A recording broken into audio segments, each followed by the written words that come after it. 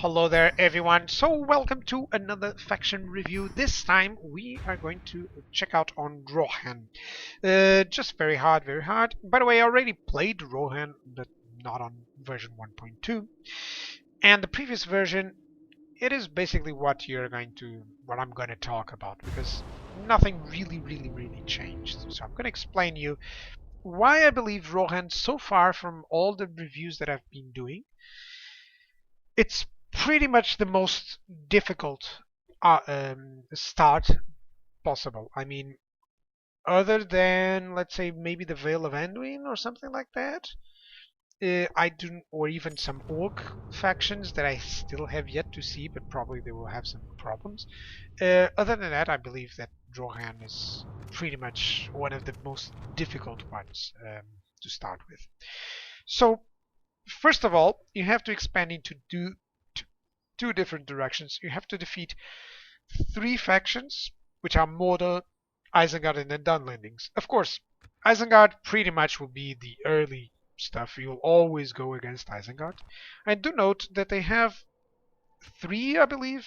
Isengard has like three 10-star generals, so you will have to fight in a very bad position, because you can't just um, you can't actually take a good sense of your army capabilities. I'll explain this in a little bit. But first of all, let me just go back here.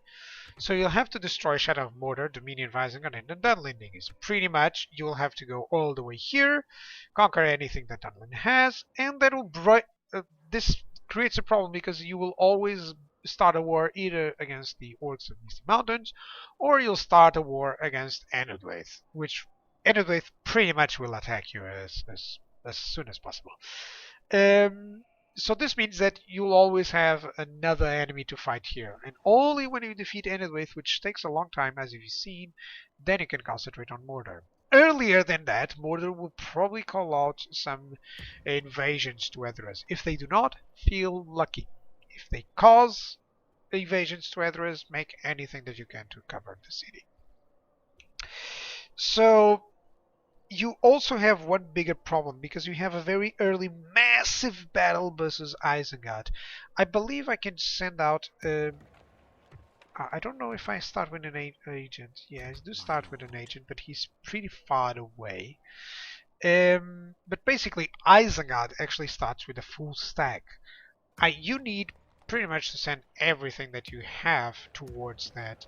That includes some weak units and some good ones. Eomar is pretty much your best shot, and you can actually recruit Rohan riders. Thank you, developers of the mod, for changing this. Instead of being Rohan volunteers, they're now riders as well, so you can actually merge them afterwards. It used to be a little bit of an annoying situation that you never could replenish those guys. So I would consider that you should avoid lengthy sieges, because you do not have the infantry capabilities. I mean, the early infantry units that you get are swordsmen, which are basic militia troops, axemen, which are effective against armor. These are good units.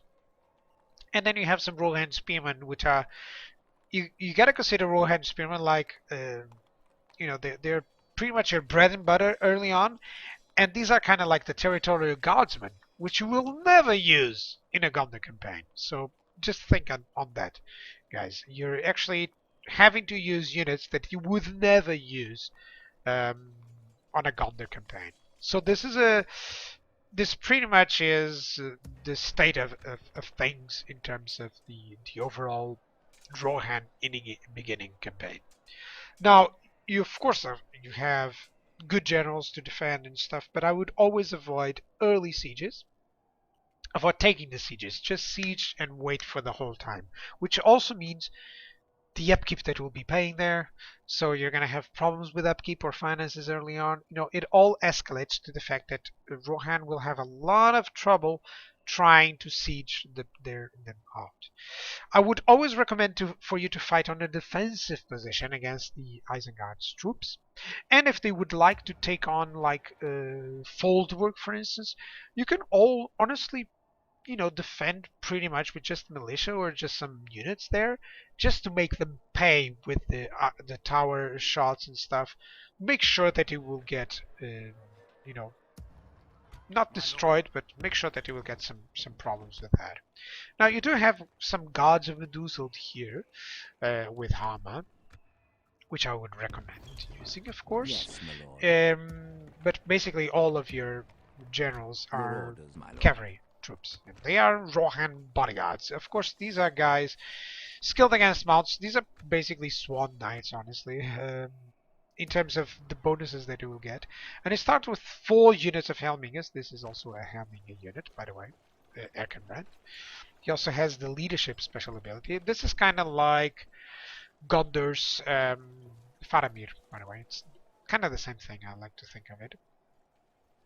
Now, Helmingers are really good, but you can only recruit them on Hornburg, so I would advise that you always recruit them as possible, and then put them in some forts if you can, Conquering, by the way, conquering early territory here to the north seems almost impossible, since you always have to face Isengard really soon. They will attack you in 2 to 3 turns, so you'll have to mass everything that you can, and even then, it's not an easy battle. Okay, guys, you can see my Rohan campaign to get a glimpse of it. Just note that they even have trolls on this, so Isengard is actually very powerful on this mod.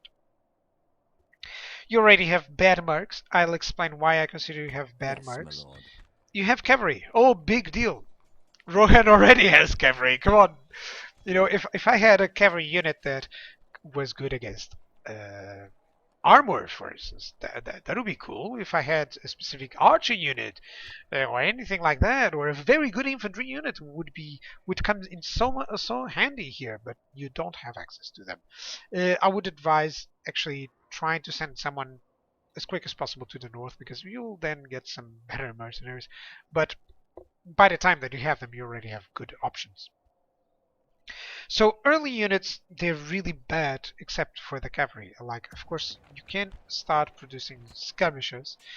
By the way, who are honestly better than the Rohan riders. I would always advise you to get the skirmishers. Then you have some Irid horse archers. These are good. You can always do something. And then, of course, you have bodyguards. Bodyguards are your bread and butter. These are the guys who will kill a lot of your enemies throughout. So a basic line of militia troops, which means a line of infantry that will get killed by anything heavy, and archer troops behind, and cavalry units to the flank to flank and kill them in the middle. Standard hammer and anvil will be your tactic, but remember that your hammer is really good, your anvil is not. Like, your cavalry forces will do a lot of damage, but they will still lose some units as you're charging up and back and forth, and your anvil is not as strong as you can see. Rohan spearmen, they are actually very good to holding on the line. I've used them in the early game, but other than that, you have to build something that will allow that. Sorry about that, guys. I was you will have eventually some better units. Let me just show you the building browser. Like, eventually you will get much better units in the Rhythmark X-Men, which are effective against armor. These guys are basically the units that I would send against any specific good units, such as a general unit or anything like that. You also have the Aered Heavy Footmen. Now, these are your standard units that you should have. 517, and of course then you have the Gods of Medusa. I'm going to show you the stats, since Hama has that unit. Orders. And just show you that Gods of Medusa are pretty much your elite units. It's the only stuff. You can see my Rohan campaign. You'll check those units throughout. But early units are bad, and the late units are decent infantry, the best cavalry in the world, but mediocre archers. So other than a Helmingus, basic archers are just basic archers. They would do good in melee attack, that is for sure. But then again, you will need them a lot of times on that melee attack. At least the upkeep is low. So Now there's a big problem with Rohan, another big problem, which is the very bad upkeep. Since you are a cavalry faction, most cavalry units are actually very Your orders, my expensive, lord. and you will note that you will need a lot of this cavalry force. And then you're going into the basic troops that you have, and you realize that they're all over 200. Even the bad units of the Erling swordsmen and stuff.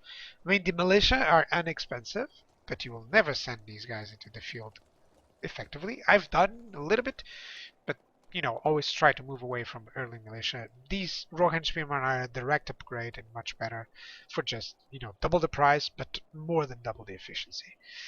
So you'll have a little bit of a problem in terms of upkeep, and the finances will dwindle. You really have to conquer, you know, Isengard's forts in order to have some forts here for upkeep and stuff. And other than Isengard, you won't have a very good places to conquer that will give you early money. I would like to mention that as well, because since you have few forts, you have to rely on good units, or I'm sorry, good start, and you don't have any specific buildings that will provide that. I mean, I'm just showing that you have mines that provide 150, mines that provide 150, and the Hornborg mines, I believe they also provide 150. Yeah, there we go. So you do start with mines, but there's not a single building here that will provide a huge increase in income immediately. So you always have to check everything else. I would advise going to anything that provides some growth and some trade. The basic initial buildings, such as getting the grain exchange, getting the land clearance, getting the early mines if you can, getting the dirt paths, the early roads. But when you're trying to upgrade those buildings, you will see that you are most often spending money, and only in 100 turns that will pay off. Okay, so your initial finances, I'm going to stress this out. Since you have such a difficult start against Isengard, guys, you will have to lose units in order to have a good upkeep. You already start losing money, and this is without considering that some units you'll have to take away and get the free upkeep gone. So it's not easy. It's not an easy start. I think it's probably the most difficult campaign overall. Now, you have good starting generals, but all of them have very weak Yes, my lord. stars. I mean, Ilmir is level 6, and I think even, yeah, he's a level 6. King Theoden is level 6. If you started with level 10 against these guys, that would be cool, but you don't. So you're the underdog against Isengard, even though they just have these 2 places, which is silly. They start with so many units, and then they'll get a stack, and then Dunland and Enidwith will attack you. You can just see the early aspects of the Rohan campaign that I had. You will have some trouble, some early troubles, even though you can wipe out Isengard really fast. It will still be an ongoing problem. You start with 1 spy, which is clearly not in the best position. I would prefer that the spy would start here so they can immediately check what's happening on Isengard and maybe catch up a couple of units early on. I would like to note that you do not start at war with Isengard, but it will start. No matter what you do, if you send all of your units to the Fullborg, he still considers his military might bigger than yours, and he will attack you. You can build up a diplomat and offer trade rights and offer diplomacy options, but pretty much all those options at the 3rd turn, they forget about it. They will accept and be elated with you, and then suddenly they'll betray you. And that's it. Pretty much that's it for the Rohan faction. I've been trying to keep these videos under the 15-minute mark. Sorry that it's mostly me talking, guys, but there's a lot of stuff to discuss, and I would always like to let you guys know what my thoughts are. So, for instance, in terms of I've never spoken about the type of army, for instance, that I would like to have, like how many cavalry units, how many archer units. That depends too much on how you're going to play that. I used to have more cavalry units, of course, with Rohan than with any other faction, but I didn't find that to be as effective as having, for instance, as having an army of dwarves with like one unit of cavalry that can pretty much chase around every single unit when they are routing, and having a massive infantry force that just won't die. You know, it's this feeling of Rohan for me needed a buff in terms of the cavalry or the early start. They start really badly. It's a very difficult campaign. So that was the overall theme. You want a challenge? Go for Rohan. Trust me, you'll love it. All right, guys. Thank you guys for watching this review. Any questions? Please feel free to mention on the on the comments below. I will answer as soon as I can. And thank you guys. I hope you're enjoying this series and that you ask for more. Cheers.